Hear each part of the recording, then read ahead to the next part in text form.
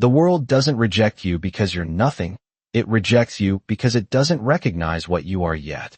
The rain fell hard against the glass, blurring the city into streaks of light as the man stood outside, shoulders heavy, water dripping from his jacket like he'd been carrying the storm with him for miles. And maybe he had, because in the last 20 minutes alone, 5 doors had closed on him without hesitation, 5 different places, same look, same judgment. Not enough, not welcome, not worth it. And if you've ever felt that before, you already know how quiet rejection can be, how it doesn't shout. It just shuts you out, one door at a time. Across the street, inside a warm, softly lit diner, Emily Carter moved between tables with steady hands and observant eyes, the kind of presence people rarely noticed but always remembered. And as she glanced toward the window, she saw him, not just a soaked stranger, but something in the way he didn't leave, didn't argue, didn't beg, just stood there like he'd already heard no too many times to try again. And for a second, she paused, like something inside her recognized that silence. The door opened behind her, a gust of cold air rushing in before he even stepped inside, and immediately the manager's voice cut through the room. Sharp, practiced, "We're closed to walk-ins like that tonight." But Emily didn't look at the manager. She looked at him, really looked, the tired eyes, the quiet dignity still somehow intact, and without raising her voice, she pulled out a chair near the window and said, "You can sit here." It wasn't loud, it wasn't dramatic, but it changed everything. The kind of small moment people overlook unless they're paying attention, unless they're the kind of person who knows one simple decision can rewrite someone else's night, maybe even their life. And if you're watching this, think about that for a second, because sometimes it's not the big gestures, it's the quiet ones that matter most. The manager hesitated, clearly annoyed, but something in Emily's calm stopped him from pushing further, and the man slowly stepped inside, water pooling beneath his shoes, eyes scanning the room like he still expected to be told to leave. But she didn't say anything else. She just placed a cup of hot coffee in front of him, steam rising between them, a small shield against everything he'd just been through. And for the first time that night, he sat down. The man did not touch the coffee right away. He just stared at it, as if something as simple as warmth had become unfamiliar to him. And Emily noticed that, the way his hands hovered slightly above the cup, not shaking, but hesitant, like someone who had learned not to expect comfort to last. And when he finally wrapped his fingers around it, the steam rose between them again, soft and quiet. And for a moment, the noise of the diner faded into the background, plates clinking, low conversations. The hum of a place that kept moving no matter who walked in or out. But at that table by the window, time slowed just enough to notice the details, the kind most people missed.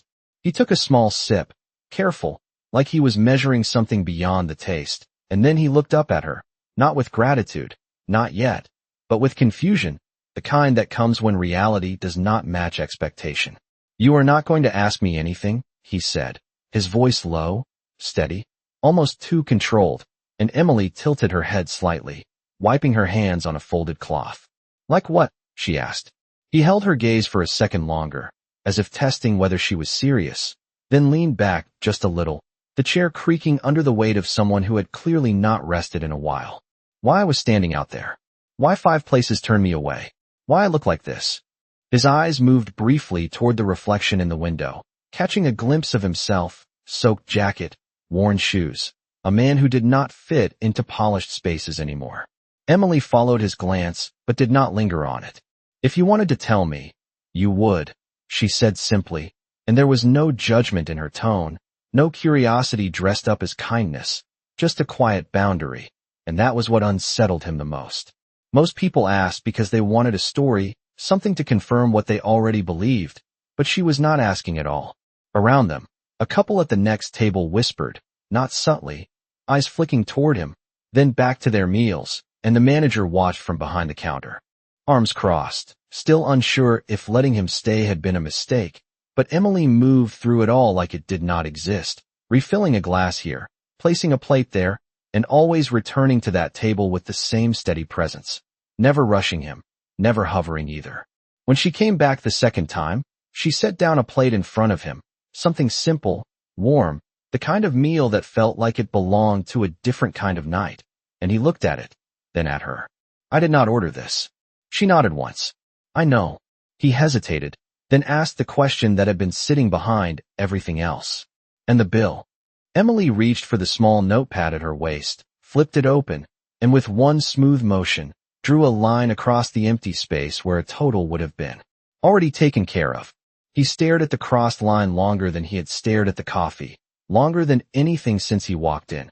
And something shifted in his expression, not relief, not quite, but something deeper, something that had been buried under too many closed doors. He set the fork down without taking a bite, leaned forward slightly, and lowered his voice. You do realize people like me do not come with good endings. Emily met his eyes again, calm as before.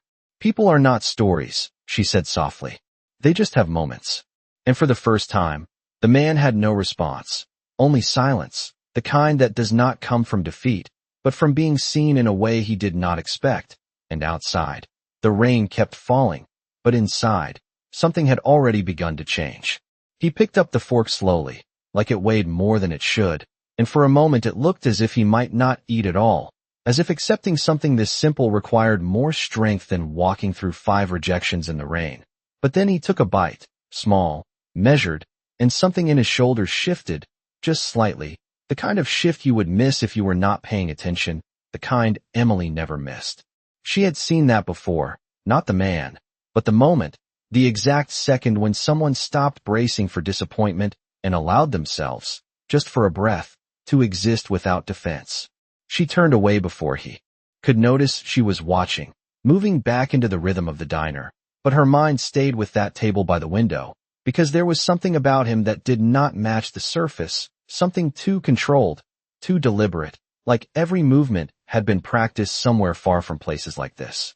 Daniel Hayes was not the kind of man who usually sat quietly in a corner, not the kind who waited to be told where he could sit, not the kind who accepted anything without question, and yet here he was, saying nothing, taking nothing for granted, as if the world had recently reminded him that everything could be taken away. He finished half the plate before speaking again, his voice quieter now, less guarded, but still careful. You treat everyone like this? He asked, not looking up this time, as if the answer mattered more than her reaction. Emily paused beside the table, a clean glass in her hand, considering the question like it deserved a real answer. No, she said. He looked up then, surprised, maybe even a little skeptical. Then why me? The question lingered between them, heavier than before, because this time it was not curiosity, it was something closer to disbelief, like he had already decided there had to be a reason, something he was missing, something he could categorize and understand. Emily set the glass down gently, aligning it with the edge of the table without thinking. Because you stayed, she said. He frowned slightly, the first real crack in his composure. Stayed. She nodded once. Most people leave after the first door closes. You did not. He let out a quiet breath, almost a laugh, but there was no humor in it. That is not always a good thing. Emily met his gaze again, steady as ever. It is not always a bad thing either. The simplicity of her answer disarmed him more than any argument could have, because she was not trying to fix anything, not trying to inspire him or impress him, just stating something as it was. And for someone who had spent years surrounded by people who always had an angle, that kind of honesty felt unfamiliar. He leaned back again, studying her now with a different kind of attention, not as a waitress, not as someone passing through his night, but as someone who had just said something he could not easily dismiss. You talk like you know something, he said quietly. Emily gave a small shrug, almost unnoticeable. I listen more than I talk. Around them, the diner continued as if nothing had changed, orders being called out, doors opening and closing, the storm outside pressing against the windows. But at that table, something deeper was unfolding, something neither of them had named yet. Daniel reached into his pocket then, slow, deliberate, and placed something on the table between them, not sliding it across, not making a show of it, just setting it down like it belonged there. And the metal caught the light immediately, clean, precise, unmistakable, a Swiss watch, the kind you do not lose by accident, the kind that tells more about a man than his clothes ever could. And for the first time since he walked in, the room seemed to notice him differently, even if only for a second. Emily's eyes moved to the watch, then back to him, her expression unchanged, but inside, Something clicked into place, because now the silence around him made sense, and yet she did not reach for it, did not ask, did not react the way most people would. She simply stood there, waiting, as if the next move was his to make, and for the first time that night, Daniel Hayes hesitated in a way that had nothing to do with rejection and everything to do with being understood. The watch rested between them, quiet but undeniable, its polished surface catching the warm light in a way that did not belong in a place like this. And yet Daniel did not push it forward, did not explain it. He simply let it sit there like a question he was not ready to ask out loud. Emily looked at it for a second longer, then reached past it, picking up the empty coffee cup instead, as if the object carried no weight at all. And that was the first moment something shifted in him again, because most people would have reacted differently: curiosity, excitement, calculation, but she treated it like it was just another item on the table, nothing more, nothing less.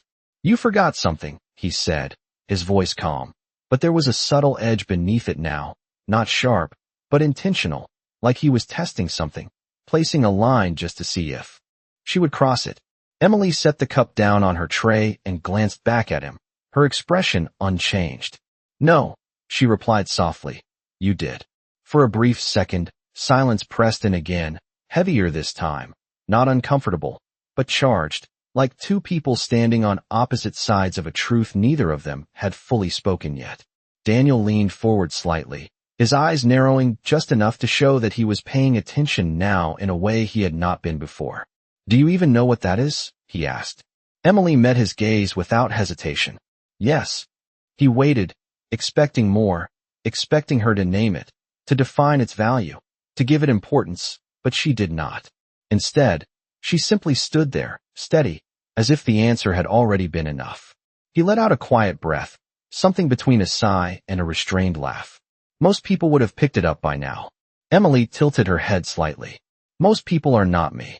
The words landed gently, but they carried something firm beneath them, something that did not need to be defended, and for the first time, Daniel found himself without a response that fit the moment. He leaned back again, studying her in silence, and the room seemed to fall away once more, the conversations, the clatter, the low hum of everything continuing around them, none of it touching what was happening at that table. After a few seconds, he reached for the watch, his fingers brushing against the metal before he stopped, just short of picking it up, like even that small motion required a decision he had not made yet. "What if I told you this could change things for you?" he said quietly. Emily did not move. "Things are always changing," she replied. He shook his head slightly, a faint smile appearing for the first time, not amused, but almost impressed. "No, I mean really change things. Rent, bills, whatever it is people worry about in places like this." Emily glanced around the diner briefly, not dismissive, not ashamed, just aware, then looked back at him. "This place is not the problem," she said. "And money is not always the solution." The answer settled between them, and something in Daniel's expression shifted again, deeper this time, because she was not rejecting the watch, not exactly. She was rejecting what it represented, the assumption behind it, the idea that everything could be measured, solved, or replaced. He finally picked it up then, turning it over once in his hand, the movement slow, deliberate, as if he was seeing it differently now. "You are unusual," he said. Emily gave the smallest hint of a smile. "So are you." Another pause followed, but this one felt different, less like tension, more like something forming, something neither of them had planned. And just as Daniel opened his mouth to say something else, the manager's voice cut through from across the room, sharper this time, pulling attention back toward them, reminding both of them that not everything in this space moved as quietly as they did. And whatever was about to unfold next was not going to stay contained for much longer.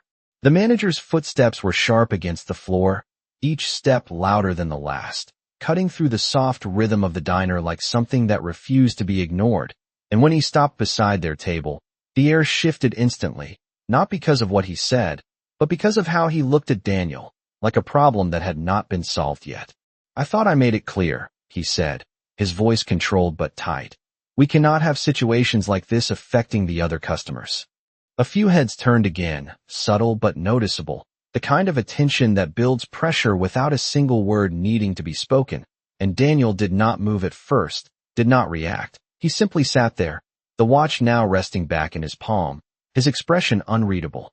Emily stepped slightly closer, not in front of him, not defensive, just present.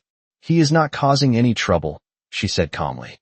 The manager exhaled through his nose, clearly frustrated. "That is not the point." He lowered his voice, but not enough to hide the edge. "We have a reputation to maintain." The word reputation lingered, heavy, familiar, the kind of word Daniel had heard his entire life, but never like this, never directed at him from the other side of the table, and slowly, he stood up, not abruptly, not aggressively, just enough to meet the manager at eye level, his movements precise, controlled, as if every inch of space mattered. "You are right," Daniel said quietly, his voice even, almost detached, and for a brief moment, the manager seemed relieved, as if the situation was about to resolve itself the way it always did, with the right person leaving and everything returning to normal. But then Daniel reached into his jacket, not hurried, not dramatic, just deliberate, and pulled out a small, worn leather card holder. He opened it slowly, almost thoughtfully, and took out a single card, placing it on the table between them, right where the watch had been moments before. The manager glanced down, distracted at first, then leaned slightly closer, and something changed in his face, not instantly, but in stages, confusion, recognition, then something sharper, something closer to disbelief. The room did not go silent, but it felt like it did, like the sound had pulled back just enough to make space for what was happening in that small square of light. Daniel did not say anything else. He did not explain, did not justify. He simply let the card speak in a way he clearly did not need to anymore.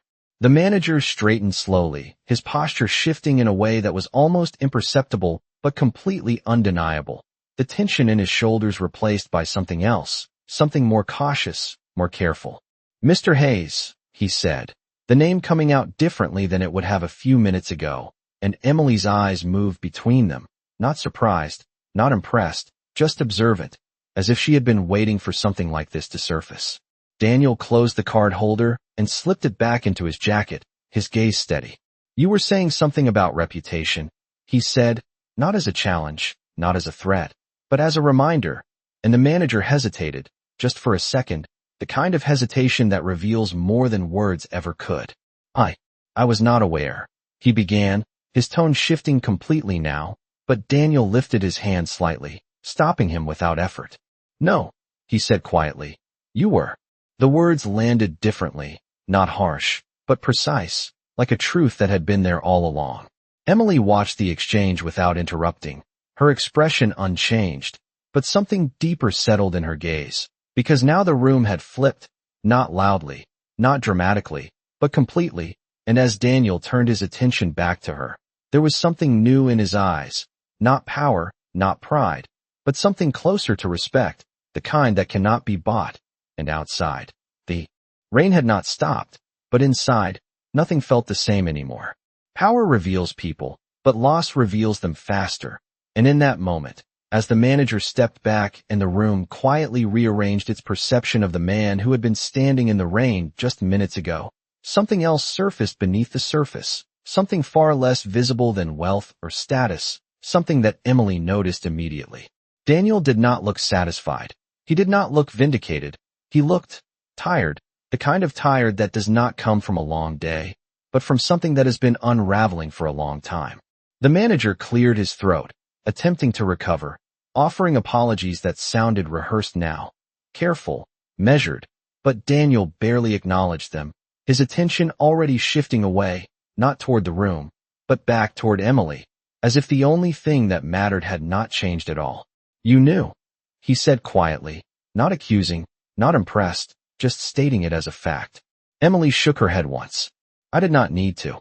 The answer settled between them, and for a second, even Daniel seemed unsure what to do with it, because this was not how these moments usually went.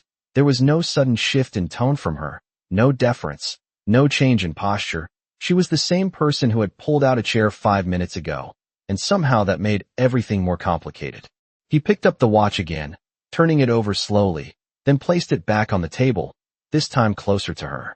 "Then take it," he said, quieter now, almost like it was not about the object anymore. Emily did not reach for it.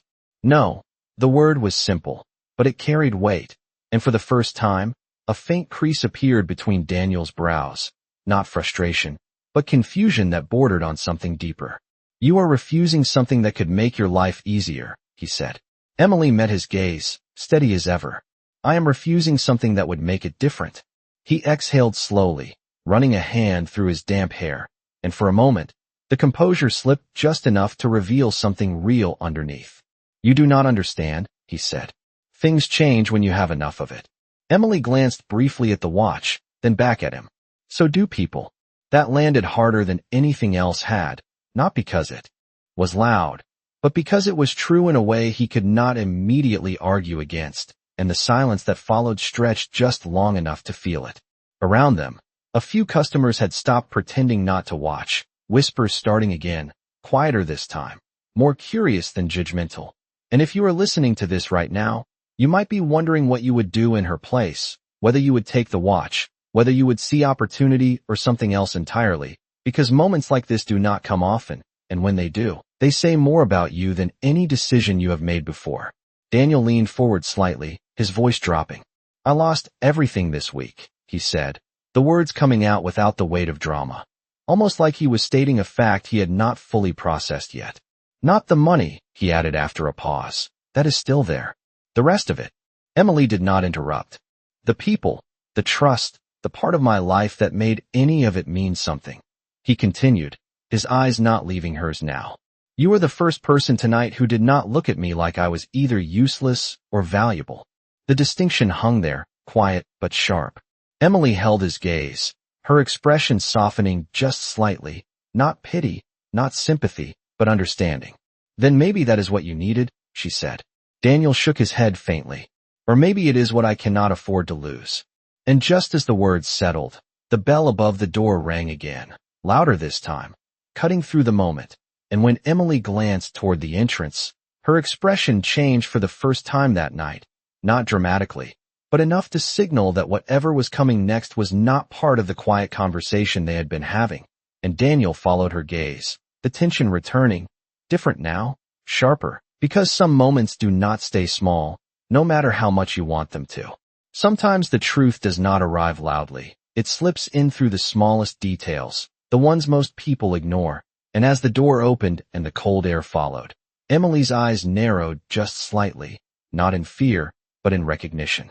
3 men stepped inside, dressed sharply, not out of place for a downtown office, but completely out of place for a late night diner like this, their movements precise, scanning the room in a way that was not casual, not curious, but purposeful, and Daniel saw it immediately, the way they paused for half a second too long when their eyes landed on him. He did not move, but something in his posture changed, almost imperceptible, his shoulders straightening, his hand resting closer to the edge of the table, not defensive, just ready, and Emily noticed that too. The manager, still unsettled from moments ago, rushed forward with a forced smile, trying to regain control of the situation, but the men barely acknowledged him, their attention already fixed, and if you are watching closely, this is the moment where the story shifts, where the question is no longer who Daniel Hayes is, but what has been following him all along. Sir, one of them said, his tone polite but firm, stopping just a few feet from the table. We have been looking for you. Daniel did not look surprised, not exactly, but there was no relief either, just a quiet acceptance that whatever had been delayed was now here. I assumed you would, he replied, his voice calm, almost too calm, and Emily felt something tighten in the air, not danger, but gravity, like the room itself understood that this conversation mattered. The man's eyes flicked briefly to the watch on the table, then to Emily, assessing, calculating, and for the first time, she felt the weight of being seen, not as a waitress, but as someone standing inside a moment she was not supposed to be part of. We need a word, the man continued. Daniel glanced at Emily, just for a second, and in that look there was something unspoken, not apology, not warning, but acknowledgement, as if he knew this moment would change how she saw everything that came before.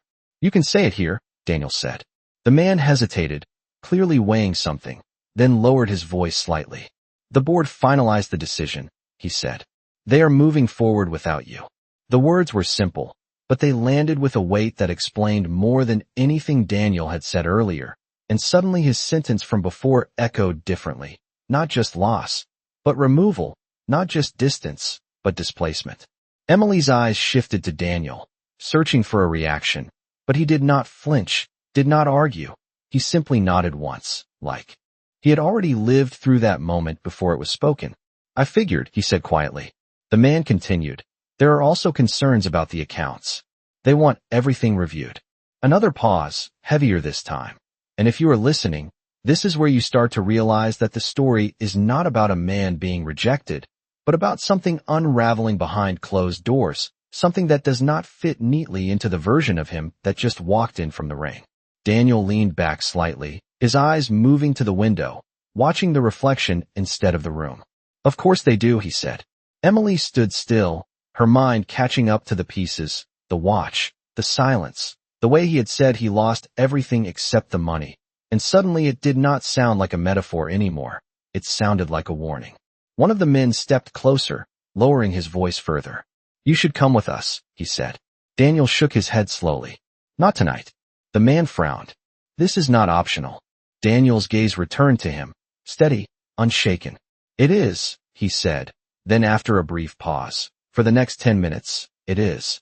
And in that moment, the diner was no longer just a place. It was a boundary, a small, fragile space where something unfinished was still being decided. And Emily realized that whatever she thought this night was going to be, she had only seen the surface, because the real story had just begun. The truth does not break the moment. It rearranges it.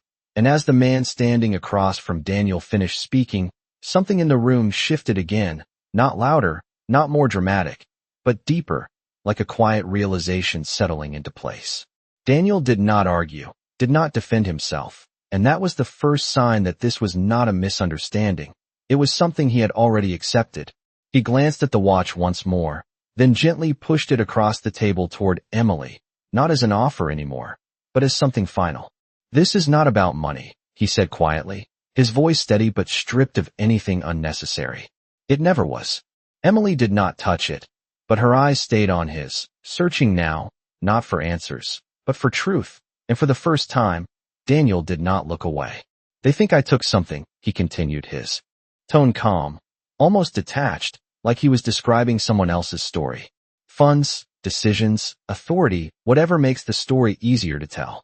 One of the men shifted slightly, uncomfortable, but did not interrupt. And did you? Emily asked, not accusing, not defensive, just asking the one question that mattered. The room seemed to hold its breath, even the quiet conversations fading into the background, as if everyone could feel the weight of what was about to be said. Daniel shook his head once, slowly. No, he said. Then after a pause, softer. But I let them believe I did. That was the moment everything changed, not because of what he said, but because of what it meant, and Emily felt it immediately, the difference between guilt and sacrifice, between losing control and giving it up. Why? She asked. Daniel looked down briefly, then back at her, and there was something new in his eyes now, something honest in a way that did not try to protect itself. Because the alternative would have cost more than a company, he said. The words were simple, but they carried something heavy beneath them, something personal, something he was not fully explaining. And if you are listening closely, this is the kind of moment that makes you question everything you thought you understood, because sometimes the person who looks like they lost everything is the one who chose what to keep. The man beside them cleared his throat slightly. The board is not interested in intentions, he said, his tone more controlled now, less certain than before. They are interested in outcomes. Daniel nodded. I know. Another pause followed, longer this time, and Emily could feel the edges of the story shifting, pieces aligning in a way that made the night feel less random, less accidental, like this diner, this moment, had been part of something larger than either of them had realized. So you let them take it, she said quietly. Daniel gave a faint smile, not proud, not regretful, just aware. I let them keep what they think they won, he replied. Emily's gaze dropped briefly to the watch, then back to him. And what did you keep? Daniel held her eyes, and for a second, the noise of the room disappeared completely. The part they could not measure, he said. The answer lingered, not fully explained, but clear enough to feel. And Something inside Emily shifted in response, because now the night was no longer about a man being turned away or a waitress offering kindness. It was about something deeper, something that did not fit into simple categories of right or wrong, success or failure. One of the men stepped forward again, more cautious this time. "We should go," he said. Daniel did not move immediately, his attention still on Emily, as if there was one last thing left unfinished. Outside, the rain had begun to slow, the droplets softer now against the glass, and inside, the space between them felt quieter than before, but not empty, not uncertain, just waiting, because some truths do not end a story, they begin a different one entirely. The end of a moment is rarely loud. It is quiet, almost invisible, like a door closing without a sound, and as Daniel finally stood, the weight he carried did not disappear, but it changed, as if something inside him had been set down, not solved, but understood. He looked at the men waiting for him, then back at Emily, and for a brief second, the room fell away again, leaving only the space between them, the table, the untouched watch, and everything that had been said without needing to be repeated. 10 minutes, he said softly, almost to himself, and there was something about the way he said it that made it feel like more than time, like it had been a boundary, a choice, a pause he had needed before stepping back into a world that had already decided who he was. Emily did not stop him, did not ask him to stay, because she understood something most people did not, that some paths have to be walked alone, even if someone else helped you find the direction. As he reached for the watch, his hand paused again, just like before, but this time it was different, not hesitation, not uncertainty, but consideration, and then, slowly, he pushed it back toward her one last time. "Not as payment," he said, his voice calm, clear, as a reminder. Emily looked at it, then at him, her expression unchanged, but her eyes softer now, carrying something that had not been there at the beginning of the night. "Of what?" she asked quietly. Daniel held her gaze, and for the first time, there was no distance left. In it, no guarded edge, just something simple and real. "That someone saw me when it did not benefit them to," he said. The words settled between them, gentle but lasting, and for a moment, neither of them moved, because some things do not need to be answered, they just need to be understood. The men behind him shifted slightly, reminding him that the world outside had not paused with him, and Daniel gave a small nod, not to them, but to Emily, a silent acknowledgement of something that did not need to be named. Then he turned and walked toward the door, his steps steady, not rushed, not reluctant, just forward, and when the door opened, the rain had almost stopped, the city lights clearer now, sharper, like the storm had passed through and left something behind. Emily watched him go, not with regret, not with curiosity, but with a quiet certainty that whatever happened next for him would not erase what had happened here. After a few seconds, the room began to move again, conversations returning, plates shifting, the manager pretending everything was normal, but something had changed, even if no one could fully explain it. Emily reached down and picked up the watch, holding it in her hand for a moment, feeling its weight, not as money, not as value, but as meaning, and then she set it gently on the counter behind her, not hidden, not displayed, just placed, like a story she was not ready to tell yet.